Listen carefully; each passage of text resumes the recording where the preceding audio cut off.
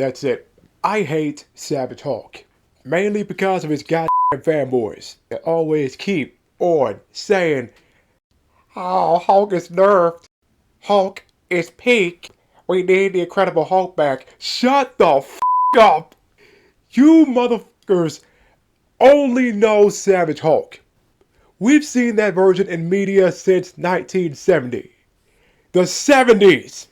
He's had so much screen time for 40 years. It is time for so many other versions of Hulk to get their chance to shine. These people glaze him like Batman fanboys glaze Batman. It's that freaking bad. And if you people knew all these other versions of Hulk, Savage Hulk wouldn't even be on the top 5.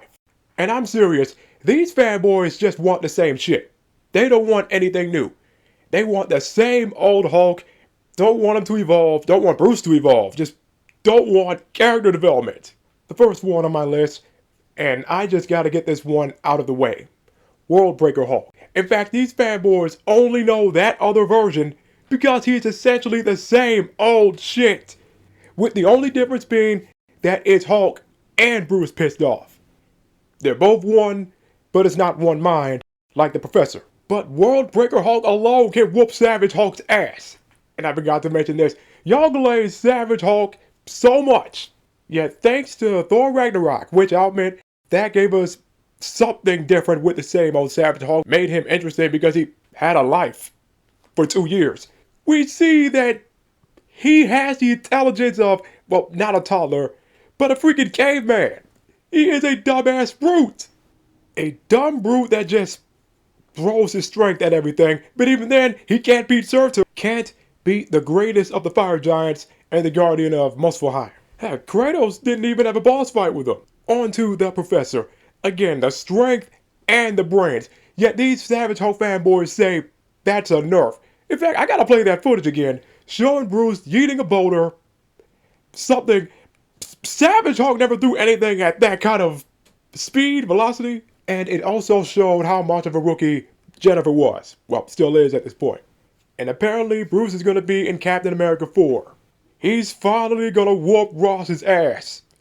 For the years of the dude hunting him like his personal white whale. In fact, after watching the trailer, I think it would be more fitting if Ross becomes an uncontrollable monster instead of Bruce's son Scar just being Savage Hulk all over again for the Young Avengers. Ross becomes the monster he always hated, and Bruce sees what he used to be. And it also just hit me, it's crazy that Ross even accepts his power, because remember, he gave the serum to his boy, and he went mad with power and betrayed him. So why does Ross think his transformation will be any different? Anyway, I gotta mention that Jennifer can Hulk out if she gets freaking pissed. In fact, we saw a little bit of that in the episode right before the finale. But it wasn't like this, where she gets really buff and loses her intelligence. I gotta mention Weapon H. Some madman combined Hulk's gamma radiation with Wolverine's adamantium. Why? Why do that? And this dude is a Cortez? Anyway, this one seems completely unbeatable unless you try to make him drown. I mean, that's Wolverine's weakness, actually. There's an orange Hulk, but this one's from a different Earth. He gets powered by the sun. Also seems completely unbeatable, especially if he can just store solar energy like Superman. Speaking of, I forgot to bring this up. Savage Hulk can't beat Hyperion. So what's with all these Superman versus Hulk discussions when Hulk can't even beat a Superman equivalent? I forgot to mention this too. After Bruce used the gauntlet, his arm healed. Y'all say this is a nerf. Yeah, Thanos used the gauntlet and his arm was just done. Stark used the gauntlet, R.I.P. Bruce used it, still alive, and his arm healed. Alright, now let's talk about all these other personalities of Bruce. He got a lot of personalities like Mark. And they're worse, way worse. First we got Joe Fixit, who's kind of the weakest out of the bunch. Now, there's a Grey Hulk, that's a separate thing. That's a more savage Hulk. Plus, that's what Stan Lee originally wanted to do, but the design became great. Joe Fixit represents Bruce being the, not evil, but bad boy type, I guess. Being tricky, mischievous, and stuff like that. Immortal Hulk, that's another multiverse one, but yeah, I have to mention that one. A more horror Savage Hulk. And that's the one that establishes that Hulk's power comes from hell. Yeah, I'll get back to that.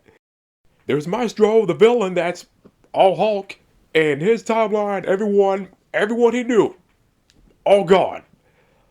All RIP, and he just became a villain after that.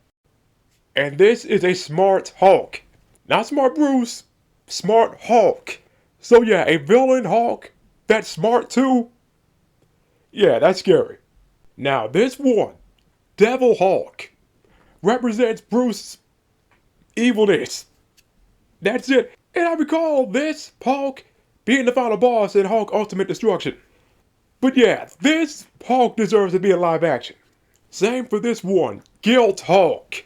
It's just what the name implies. This represents Bruce's guilt. So this one could have been around between Endgame and now, with Bruce blaming himself for Natasha being RIP. There's Titan Hulk. I mean, this one is a whole new other thing, not a Bruce personality or anything. And there's also Null Hulk, which is Savage Hulk possessed by that hammer. Then there's this one, the Hulk's Hulk, named Clue, and this one was a villain, whooped the Avengers easily. Lastly, there is the one below all Hulk. This is when the one below all controls Hulk. I can't imagine there's any other way to beat this one besides the one above all helping out. There are more other versions of Hulk that I didn't talk about. I've shown a few, and my point is, all these other Hulks deserve an appearance in the MCU.